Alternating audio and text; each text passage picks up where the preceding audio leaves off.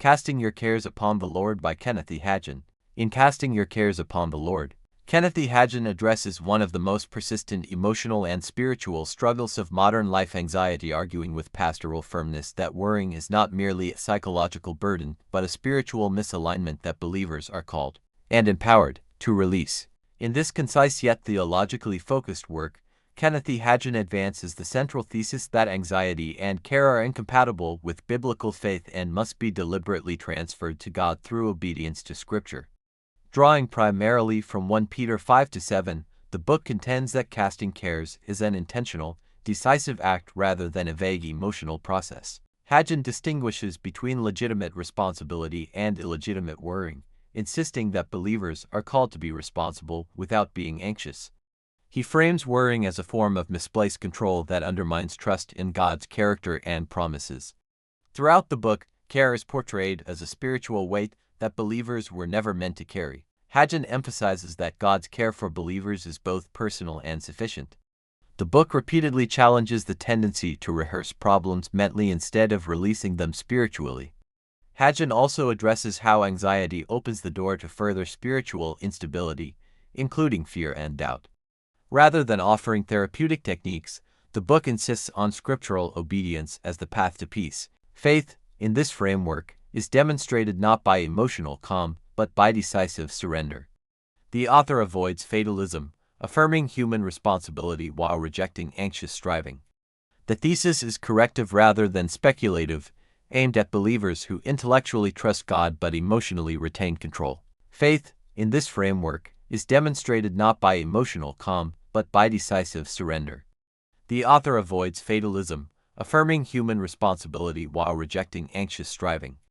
The thesis is corrective rather than speculative, aimed at believers who intellectually trust God but emotionally retain control.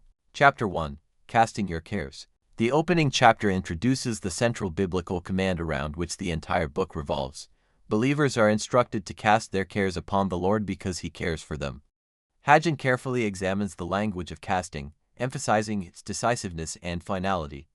Care is defined not as legitimate concern but as anxious preoccupation that displaces trust in God.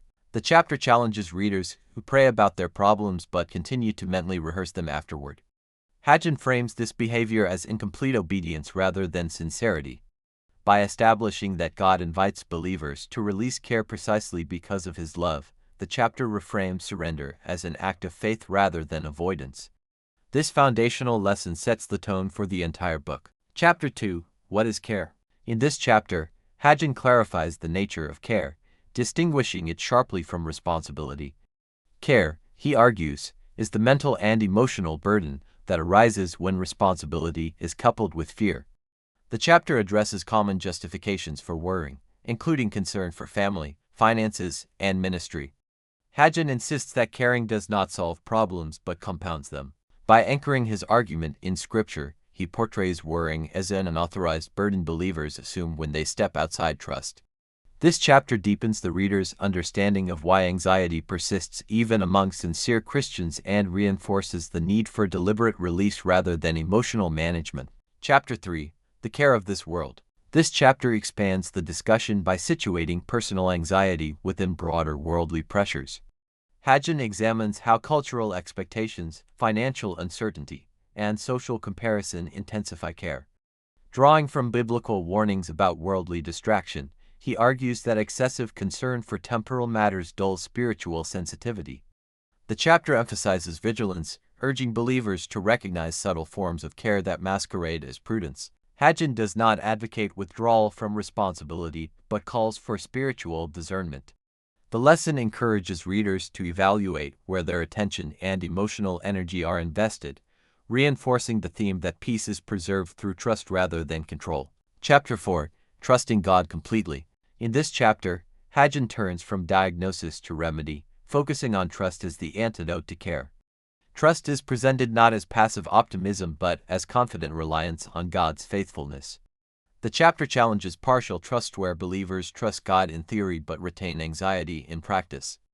Hagin emphasizes God's proven reliability through Scripture and personal testimony.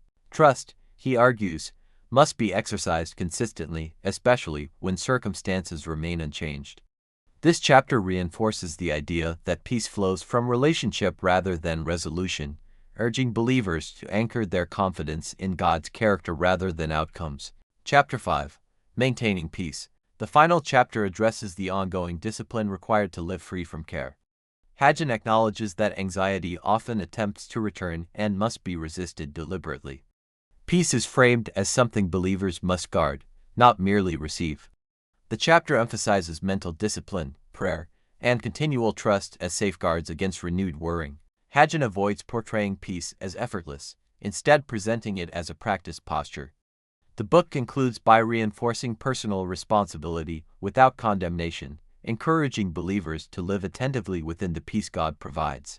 Casting your cares upon the Lord is structured with intentional simplicity, reflecting Kenneth E. Hagin's conviction that freedom from anxiety is not achieved through complexity but through obedience to a single, clearly articulated command. The book revolves around one governing scripture, 1 Peter 5-7, and unfolds its implications through repetition, clarification, and application.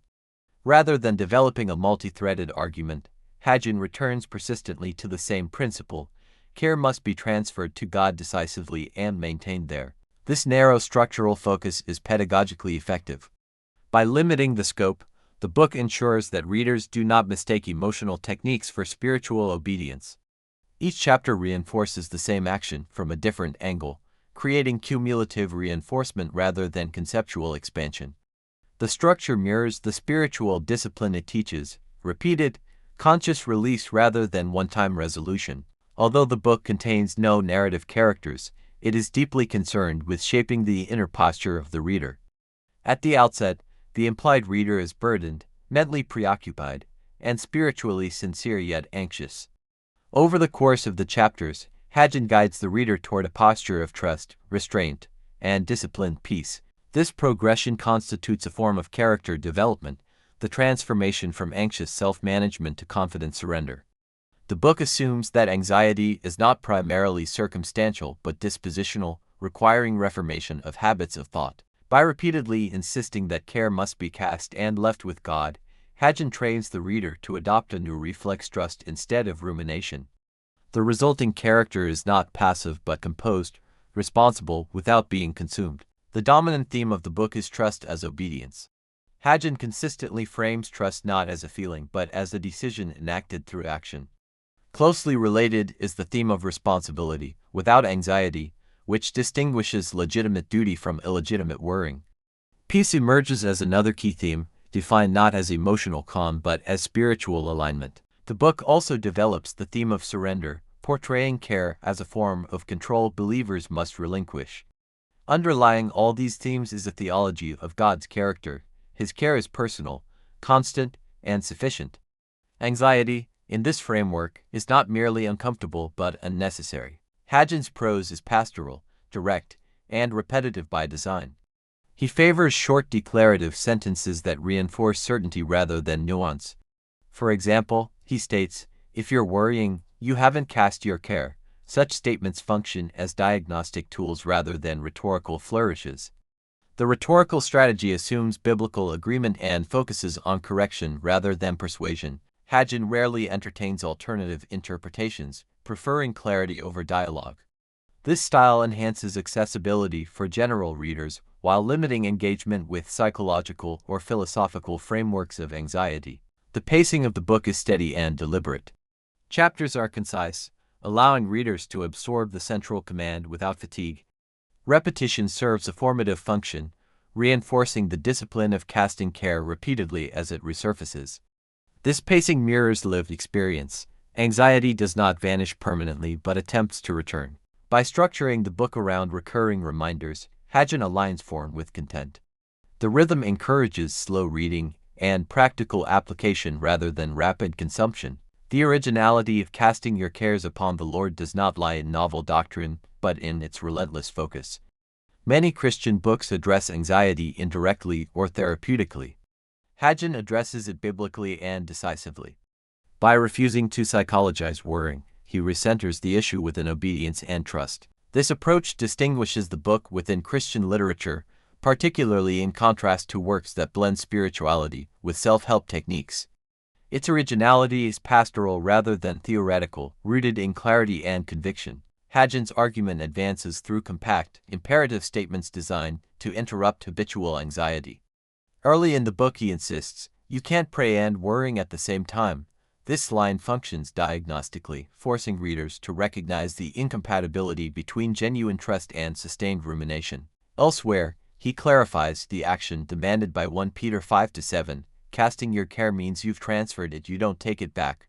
The finality of this phrasing is central to the book's logic. Surrender is not partial or provisional. When addressing recurring anxiety, Hagin observes, if the care comes back, cast it again. The instruction reframes persistence not as failure but as discipline. These statements are intentionally brief, memorable, and corrective, aiming to recondition reflexes rather than inspire contemplation. Another representative assertion reads, "Care is not humility. It is unbelief disguised as concern." By collapsing a common rationalization, Hagin exposes the moral dimension of worrying without resorting to condemnation. Across the book, quotations function as tools, rules of practice to be enacted rather than ornaments of style. Casting your cares upon the Lord will resonate most with believers who struggle with persistent anxiety despite sincere faith commitments. Pastors, ministry leaders, and caregivers' roles often marked by invisible burdens will recognize the patterns Hagin describes. The book is especially suited for readers who prefer clear biblical directives over therapeutic frameworks, and for those who value decisiveness in spiritual practice. Its brevity and focus make it appropriate for repeated reading and group study. Readers seeking a psychological or trauma-informed exploration of anxiety may find the book's approach limited. Hagin does not engage clinical categories or emotional nuance, and readers dealing with complex mental health conditions may require complementary resources. Nevertheless, for readers who accept the book's theological premises, its clarity and pastoral urgency can be deeply stabilizing. Hagin's treatment of anxiety invites comparison with Corrie ten Boom's reflections on trust under suffering, particularly her emphasis on releasing control amid uncertainty. Where ten Boom writes through narrative testimony, Hagin teaches through direct instruction.